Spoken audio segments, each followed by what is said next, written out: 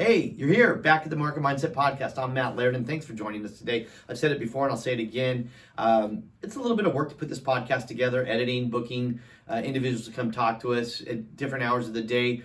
But it's a real blessing for me because I get to interact with, have conversations and dialogues with a wide variety of real estate professionals on a daily basis. And today's no different. Today we had Daniel Solis. He is the Chief Growth Officer at SunTrust Mortgage out of Virginia Beach, Virginia. He's a 4-0 pickleball player with his brother. Hope to get on the courts with him and his brother someday. Starts with the servant attitude. Hugely successful guy. Starts with the servant attitude. 2 takeaways. Servant attitude, meaning when he walks into a room, a business meeting, interacting with others, he seeks to be interested, not interesting. I'll say that again. Seeks to be interested in others, not trying to be interesting to others. Goes back to the 7 Habits of Highly Successful People by Stephen Covey. One of the habits is seek first to understand, then be understood. Daniel's pathway into real estate, like most of ours, was a little bit different. He graduated with a degree from college that was completely unrelated to the field he's in now. Again, great guy, family oriented, very involved in the community. So I hope you enjoyed today's podcast as much as I did with Daniel Solis. The aloe plant is creeping in on the side. It's Oh, struggling a little bit, but heck, I just noticed it. But yeah, well, man, I appreciate it. well, 6 months from now, when we reconnect, that thing will be just blossoming and There you go. blooming. There you go. What's that award? What are those 2 awards there on your back, your right hand side there?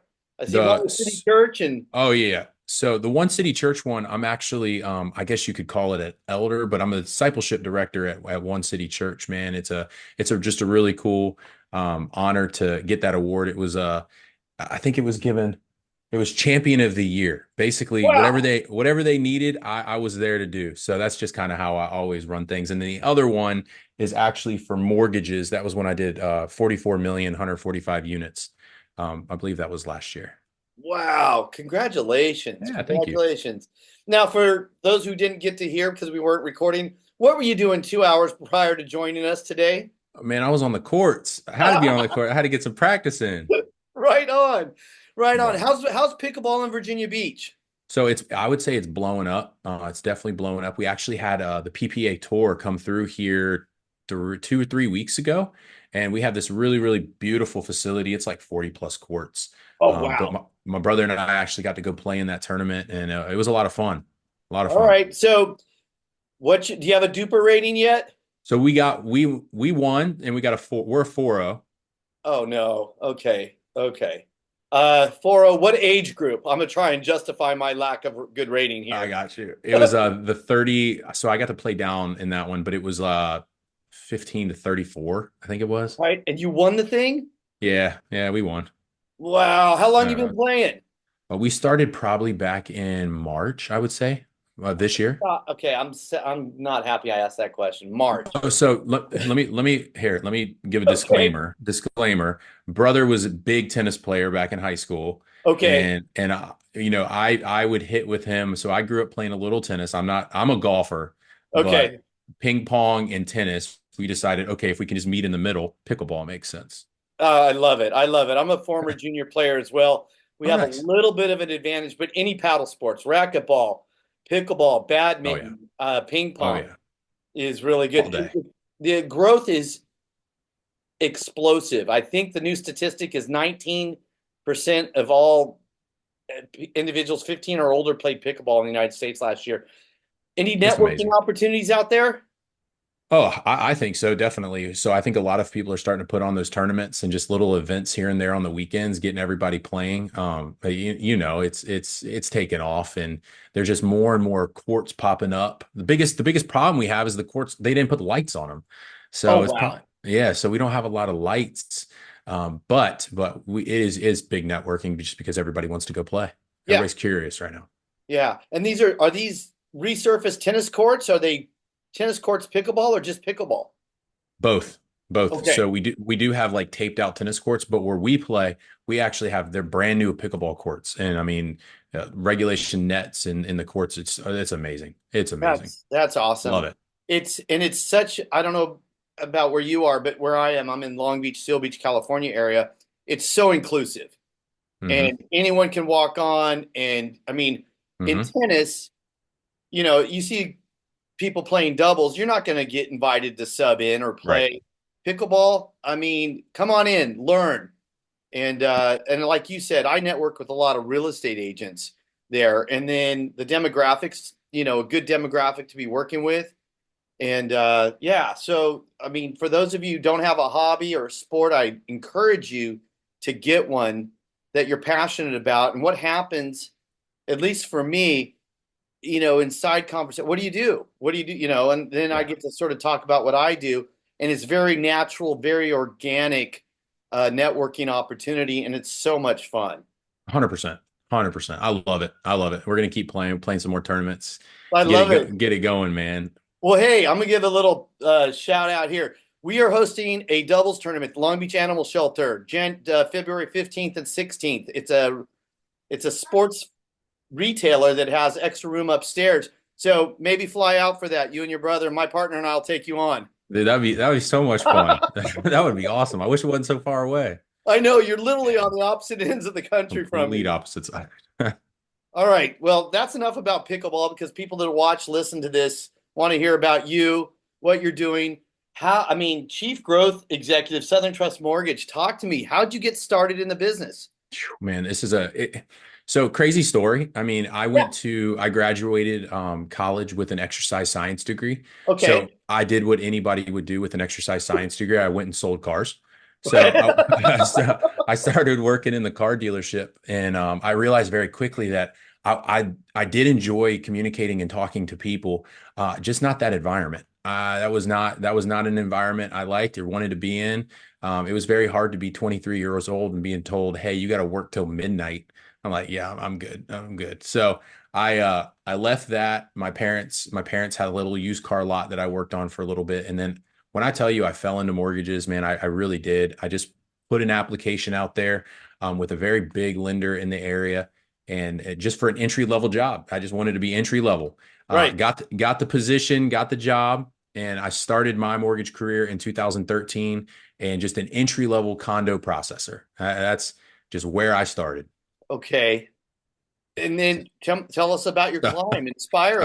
how did it get there, right? Yeah. So my biggest thing is and this is some values that I would say has been instilled since I was a little kid, is that when you find something that you really feel like you're supposed to do, you go for it and you go all in. And I just think that my dad and my mom, my dad, he came from Honduras, so he came over here and built a life. We didn't have it. Wow. We didn't have a choice, but when you did something, you did it all the way. So when I went in there, I was like, man, I think this is going to be a career path, and I'm going to do whatever it takes as quickly as possible to get out of entry level and into management. So I learned the craft. I became very good at it. I am one that I obsess about stuff. I obsess about the knowledge. I obsess about learning. So I worked my way up, and within I think it was 2 years, I was assistant vice president of the entire renovation team for the processing side. So I used to travel the country. I would give presentations to a large real estate agent broker shops. I would teach the renovation product, how to leverage the product for loan officers. It really just became who I was. That was my brand for a little bit. And then 2019, I had my first daughter being born in February of 2019. So 2018 December, one of the owners of the company was like, "Dude, you need to go be a loan officer." And I was like, "Well, what does that mean?" And he goes, "Well, Right. biggest change is that you're just 100% commission." And he goes, "If you're worried about it, don't do it. But if you realize that you can make me spend all my days at the bank, you should do it." And I was like, "Well, go hang out at the teller because you're about to pay me."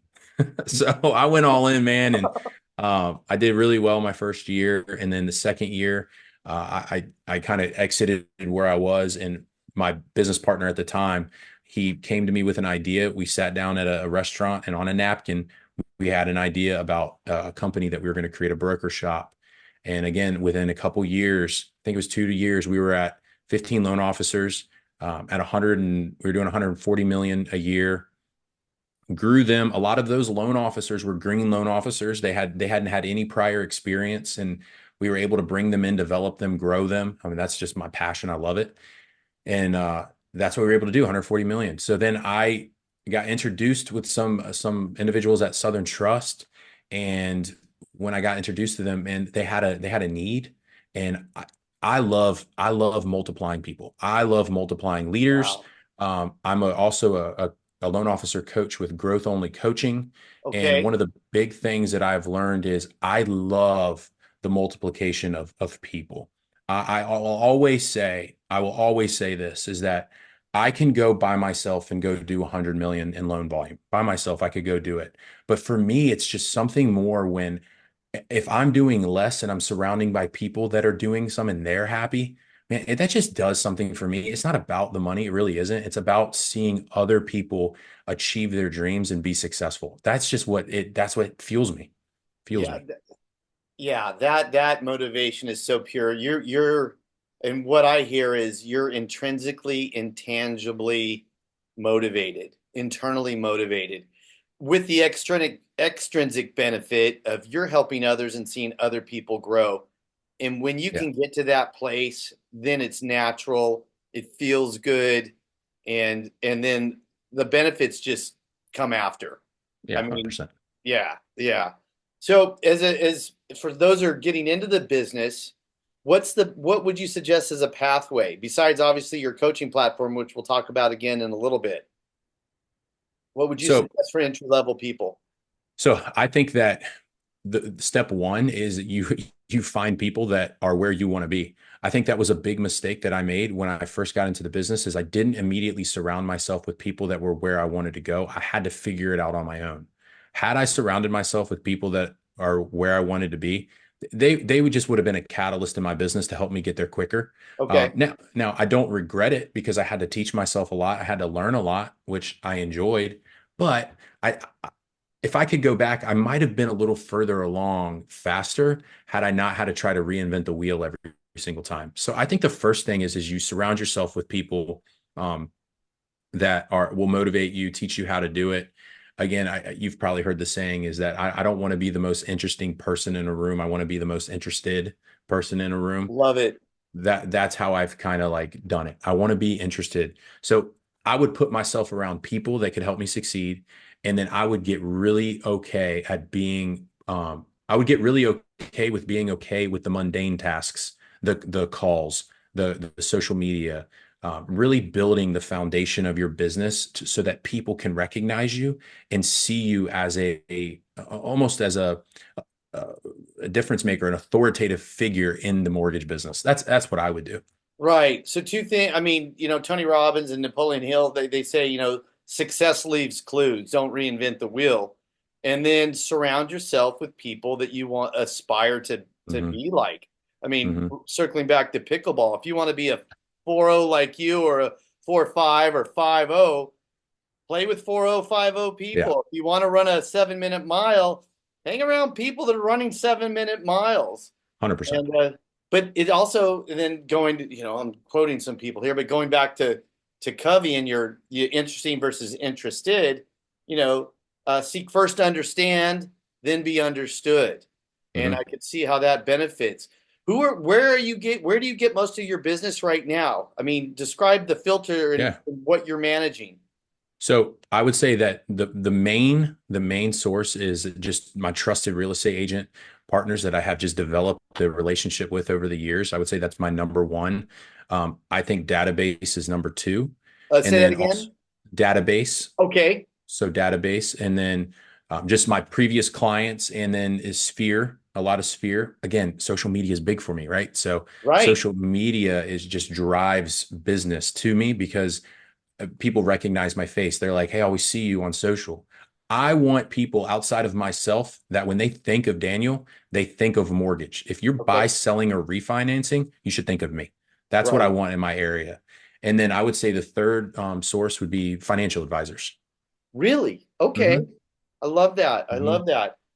So social media has been a big part of your business as you've moved forward. How much time 100%. do you spend on social media? So I'm pretty scheduled. I have a pretty good time management Okay. system that I do. And I would say that part of my day is focused around creating the content, filming content, coming up with the static post, carousels, reels, um, really curating and copywriting content. So I would say it's probably an hour or so a day. but I'm also like friending people. I'm commenting. I'm doing the interactive piece of social media. I'm not just the post and ghost kind of guy, Okay. but I am very much social media, and then AI right now is just that's where my head's at. Okay. Talk to us about AI. How's it benefiting your business? I've been last to embrace it. I know I Oh. need to talk about AI.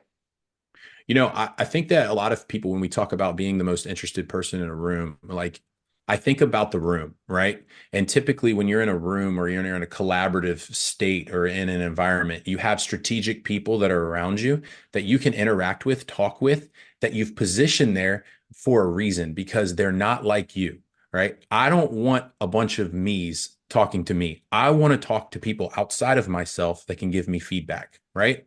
Yeah. So my boardroom consists of AI. I talk to it. We collaborate. We figure out if my ideas are right or my ideas are wrong. Sometimes I'll make the AI ask me questions to get my brain going, and we start where where we are, and we have this dialogue of conversation and arrive at a point that I might not even have thought of Okay. with the AI. Right. So, what AI sources do you use for that? So typically I'm on ChatGPT. Okay. Yeah, ChatGPT is a big one. Right. I'm probably just at the tip of the iceberg with it, but I would say there is so much AI out there to simplify your life. I look at my day and I say, okay, is there something that I hate doing? There's probably an AI for it. So if I'm creating a ebook, there's an AI that can create an ebook for me in 5 seconds. Yep. If I Canva has an AI that it can generate pictures. My newsletter that went out today, I had a picture of a real estate agent burnt out. It was a image created by AI. Um, Pretty much anything that you need to delegate, you can delegate to AI. It's Yeah. just embracing it. And you can have the argument of, aren't you scared AI is going to replace you? And I'm like, no, I'm really not, because you still need that human aspect of it. But I'm telling you right now, it was kind of when the social media craze hit, I would say about 2 years ago. Remember Okay. when everybody was running towards social media? I think everybody's still focused on social media right now. And I'm over here like, okay, the crowd's that way. I'm gonna go focus on the next thing. So, and I Okay. think that's AI. Yeah, it is. I mean, not to circle back to pickleball too much, but I had to use chat. I used Chat GBT to create a formula to host a tournament, and I said, "Hey, I've got 8 courts. I've got 160 people. I've got 7 hours a day for 2 days. What's the best format? How should I do the tournament? Round robin, normal bracket scheduling." It created this algebraic calculus formula, came out and said, "This is what you need to do. This is how many games this is where you need to play to." It was round robin, by ones, 15-minute cap, and it scheduled the whole thing for me. And I know AI sounds intimidating for me. I'm older, but I'm telling you, I mean, I love the fact that you just ask it questions or you have it ask you questions, and it exposes us, you, myself, everyone out there watching, listening, of to things that we might not have known about. I mean, Correct. Correct. yeah. I mean, the ebook idea, how brilliant. Do you, okay, It, go man, ahead so on the that, ebook. there's a little nugget for you, right? This Yeah, is any of the loan officers watching. If you want to get some real estate agents to help them out, like my biggest thing in the way I approach my business is that I always want to show up to the table with something in my hand. I'm never going to show up and act like this, almost like a seller in the transaction. I'm not going to try to convince you to work with me. I'm going to show up with my value and say, hey, look at all the things I have. You probably should work with me, and here's why. yeah, Um, with the ebook, what I do is I always want to figure out books that are really popular among real estate agents. And okay, one of the books I did recently was what to say or what not to say, I think is the one, or what okay, to say. But basically what I do is I take it into Chat GPT. I say, hey, I need you to talk to me about this book. Let's collaborate on this book. Pull out some points. Let me know some of the big topics in this book. Analyze those topics. Okay, break down those bullet points. Perfect. Now put it in a form of an ebook that I can use. So that gives me my ebook, and I translate it to another AI program, and it spits me out a really a really nice ebook that I have a digital format of, and I can give it out to real estate agents who are reading that book, almost like Spark Notes back in the day. Right, right, right. I mean, for me, it was like the Cliff Notes, and Oh yeah, yeah, I mean, I know yeah, all about the Cliff. I'm still using Cliff Notes. right, Look. exactly, exactly. So, we didn't have a chance to talk about this. Do you like have a landing page for real estate agents to go in and get your free ebooks, or how do real estate agents, how do you get them to download your ebook? What's the Mm. marketing side of that? Yeah, that's a good question. So I would say two ways. First is social media. If we're connected on social media, you can go on my page anytime on Facebook, and I'm giving things away all the time. Always giving something away. Okay, Other ways is I always post I call it the Agent Edge newsletter. It's my Agent Edge. I always give out stuff on the Agent Edge. You can put clickable links in there. Today, for example, I gave out a sample schedule of a perfect day for a real estate agent. And then also I gave a time management test to see if you're truly managing your time correctly. I just found some statistic that said that most, I think it was 80% of real estate agents burn out within the first 2 years. And the reason is because of time management. right. So I was like, all right, well, let's figure out who really has their time managed. And when you figure out that you don't, let's collaborate and figure out how we can take your day and make it an intentional day and not so much accidental. Right. And you're right. I mean, and there's been a huge attrition in real estate. And you had with the rise and the boom in being a real estate agent, I mean, just a ton of competition out there. Hmm.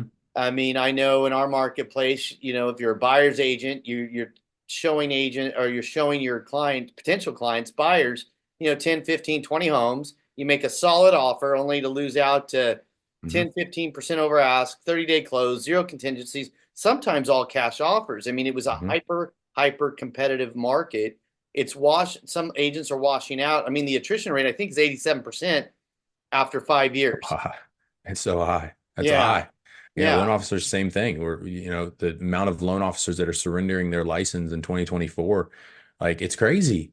And you know, going back to the not to bring up the church thing, but Yeah. man, the just the mental health part of it is so like you hate to see it. You hate to Yeah. see it. So for me, I'm like, man, I'm going to make you more money by working with me, but I'm also going to make sure that mental health wise, and just who you are as a person, that we're good. Like you're good.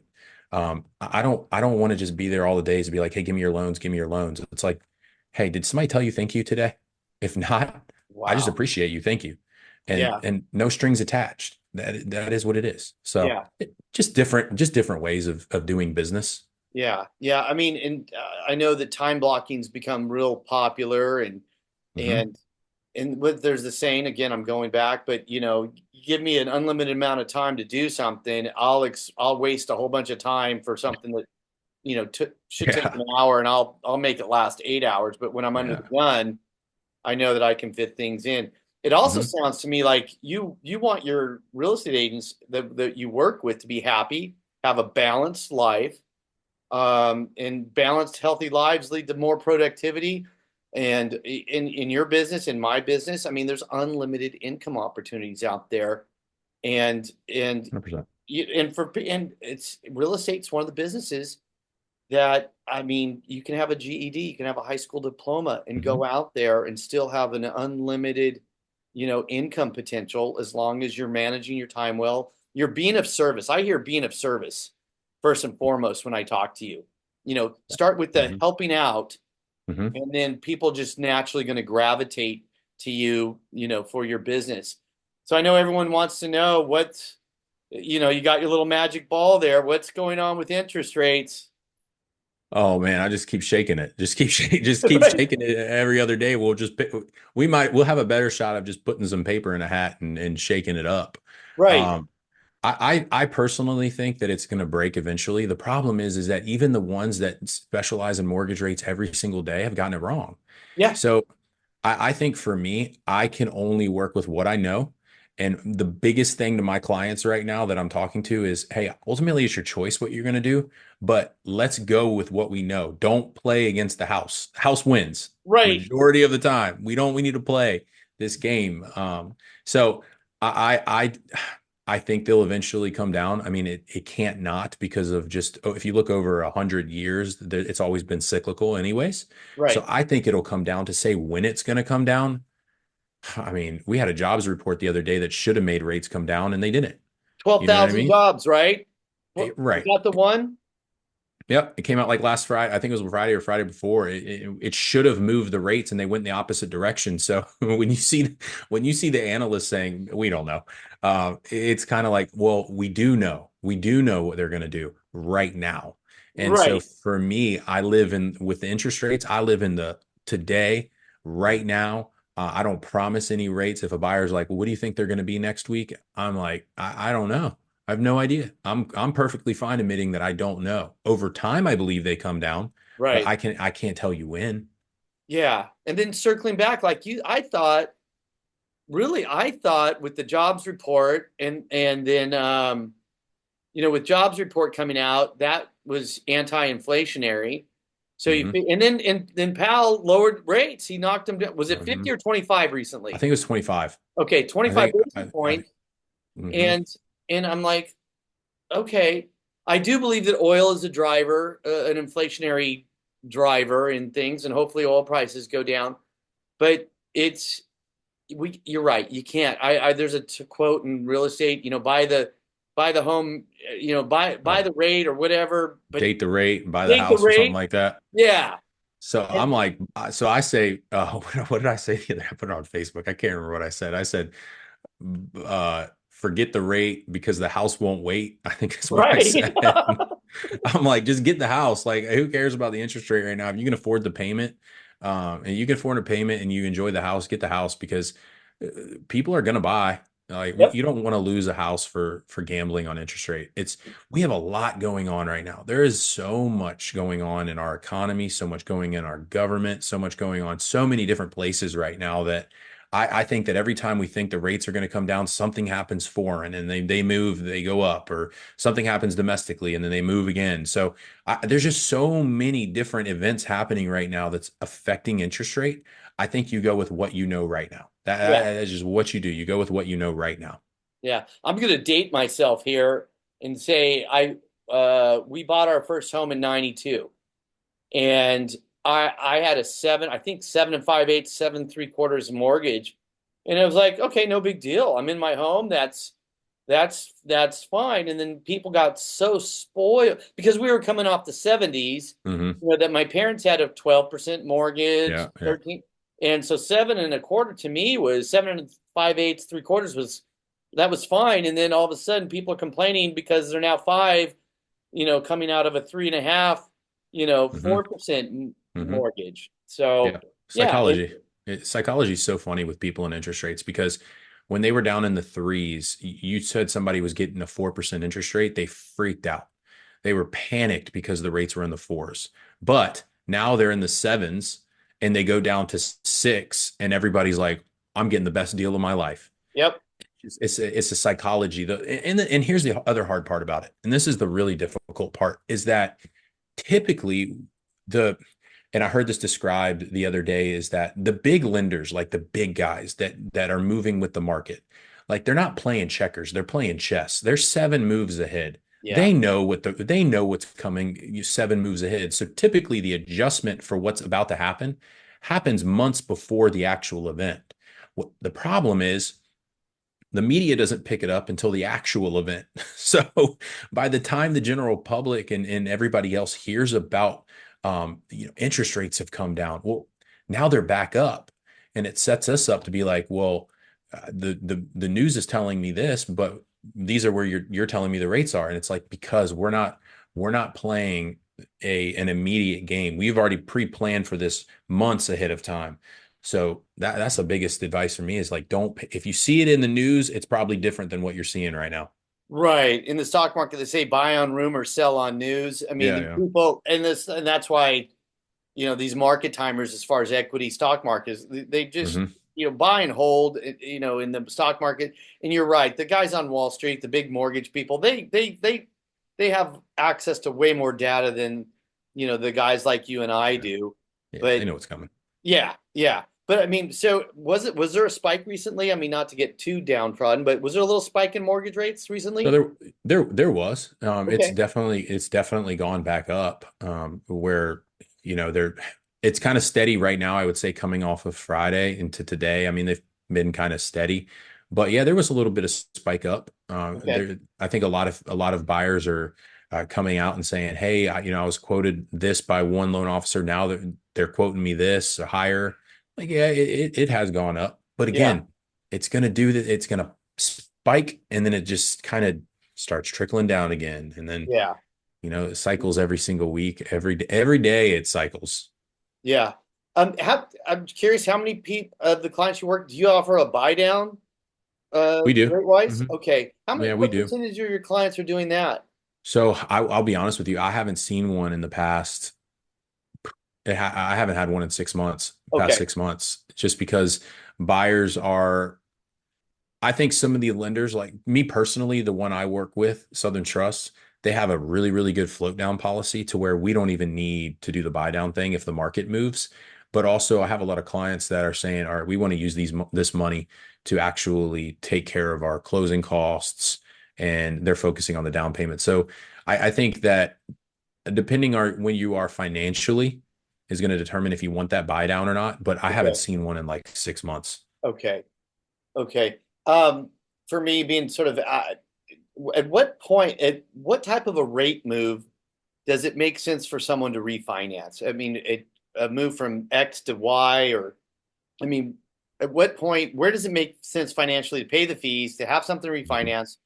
How big of a rate move downward does that? At what point would that make Yeah. sense?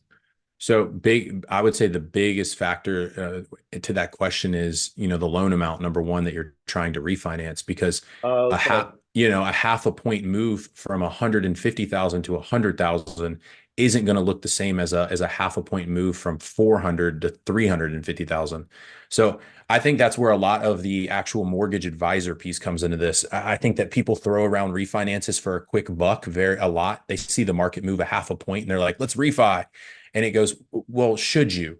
VA loans have this 36 recoupment test that you have to pass. Like, you have to be able to recoup how much it's going to cost to close within the savings, right? So if it's $100 savings, that you do the 36-month recoupment test. If that number is, you're saving more than what it costs to close, then you're good to go. So I look at it, and again, I sit down with my clients on a refinance and I say, okay, look, this is how much it's going to cost you to close. This is how much you're saving. Personally, I don't think it's a good time to do that right now. And I've had people move over a point and we've come to the conclusion, hey, it's not worth it right now. I will never, this is for me speaking for myself. Right. I will never be a loan officer that puts somebody into a loan just so that I can have a paycheck. I just not going to do it. Not Yeah. going to do it. But that's also a testament to your business model and how you operate as an individual, your ethics, and that's why you're growing your business the way you're growing. Right. I mean, congratulations for that. I know people out there hungry and they won't even consider doing that 36-month test. I like that as a benchmark, I mean, that's black and white. Let's just run this through a spreadsheet and see how much I'm going to Right. save you with points, with everything. And then hmm in 36 months, if we're coming out X amount ahead, then we'll do it. If not, it doesn't make sense. That's awesome. Talk about your coaching platform. Is this for mortgage people? So Mortgage it's industry? growth. So it's growth only coaching, and Amir and Justin, they're two. I mean, at this point, I feel like they're family, but they're two amazing guys that started growth only. And I was actually a student of Go coaching in the very beginning, and then I became a coach currently. And man, they've created this system of taking a traditional loan officer approach and marrying it with like I would say future loan officer approach, almost the modern loan officer approach. So they've taken the cold calls, the phone calls, the meetings, the face to faces, and they've taken the content. They have taken newsletters, webinars, and they've married them together to create this modern loan advisor. And the modern loan advisor, that almost our mantra is, we want to create loan officers that are known, liked, seen, and trusted before they ever show up to a meeting. Before they ever show up to the table, they're known, liked, seen, and trusted. That's the important part. I love it. I love it. We got about 30 seconds left here. We started a little bit late. That was my fault. We talked a little bit more about pickleball than You're good. It's did. fine. So what's the website for the coaching aspect? Growthonlycoaching.io, I believe it is. Growthonlycoaching.io. Or it's .com. It's one of the two. .com. You'll find if you it. Google growth only coaching, you'll find Yeah, it. But perfect. Amazing guys. Anybody that wants to start out in mortgages, that's where I would start. Great. And how do we get a hold of you as we wrap this up? Got to connect with me on Facebook and Instagram. Facebook is just Daniel Solis, and Instagram is _Daniel Solis. Connect with me. I give away free stuff all the time for loan officers and real estate agents. I love it. I really appreciate you being here today. We're definitely going to reconnect. We'll talk more pickleball. Cool. I might get out your way. You can come out my way. Daniel, thank you so much.